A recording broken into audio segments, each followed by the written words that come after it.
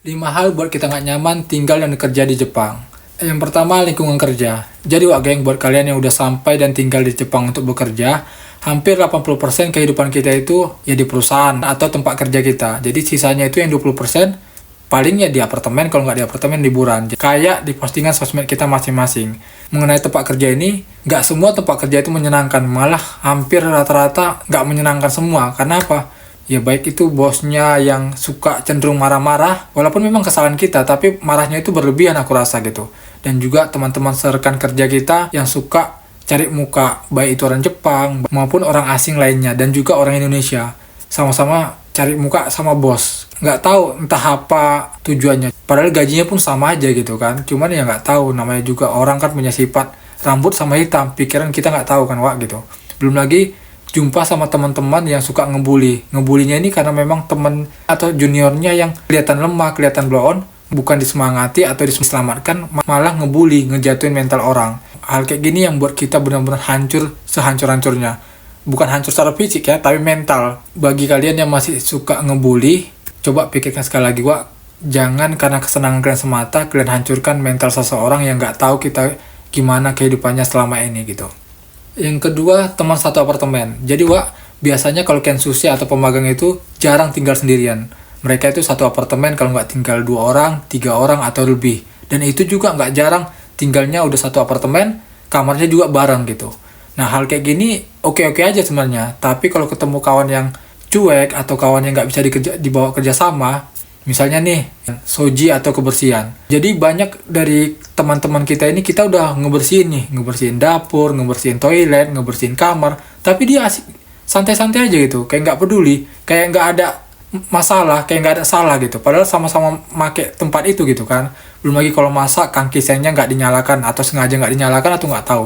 Kangkiseng ini ada penyedot udara, jadi karena di Jepang itu ruangannya kecil atau rumahnya kecil, jadi biasanya penyedot udara atau kangkiseng itu harus ada di Jepang gitu. Dia udah nyambel atau goreng sesuatu, tapi kangkisengnya nggak dinyalakan. Ini disengaja atau nggak disengaja, nggak tahu. Mungkin 1-2 kali kita bisa maklum, tapi kalau setiap saat dia kayak gitu, siapa nggak naik pitam gitu kan? Jadi teman-teman yang udah di Jepang saat ini pasti udah paham lah apa yang maksud ini gitu. Belum lagi nanti toilet juga dia jarang bersihin, padahal sama-sama berak ya kan? Tapi tempat dia buang hajat, dia nggak mau bersihin gitu. Jadi orang-orang kayak gini itu nggak sedikit banyak kali gitu. Jadi kalian harus hati-hati, berdoa dari sekarang mudah-mudahan terhindar dari orang kayak gini gitu.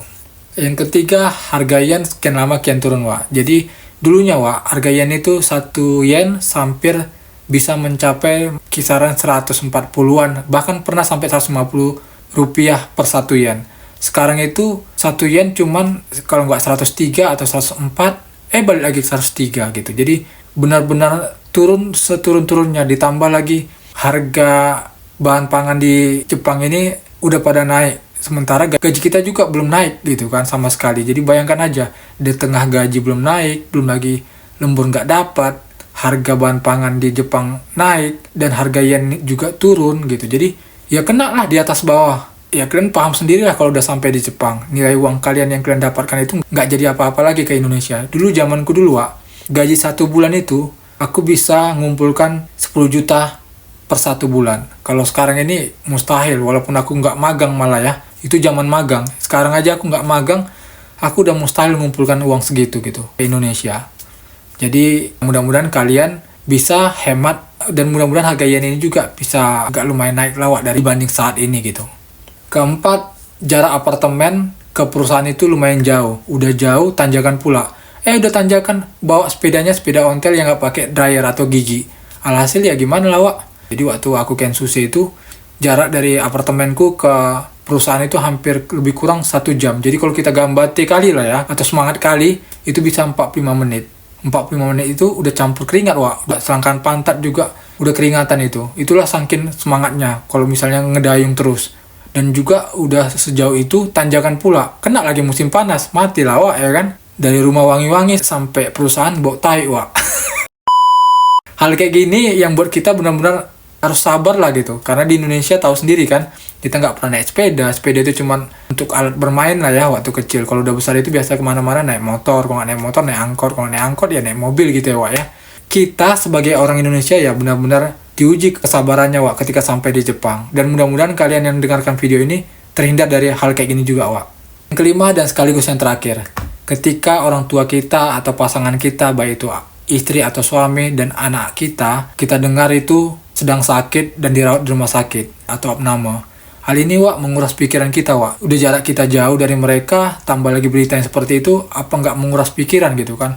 Memang badan kita aja di Jepang ini, tapi pikiran kita udah kemana-mana kan gitu. Belum lagi ditambah situasi kita nggak boleh libur, yang mengharuskan kita harus kerja. Hal kayak gini memang bukan hanya di Jepang aja, di semua anak perantauan pasti akan merasakan pengalaman seperti ini. Jadi buat kalian yang lagi mengalami hal seperti ini saat nonton video ini, mudah-mudahan keluarga kalian cepat dipulihkan dan kalian juga terhindar dari mara bahaya ketika kerja. Mudah-mudahan konsentrasi Wak. Ingat, keselamatan kita itu nomor 1. Ketika kita selamat, maka kabar yang baik pun bisa kita sampaikan ke mereka, dan bantuan secara material juga bisa kita cari dan kita kirim ke orang-orang yang kita sayang di Indonesia.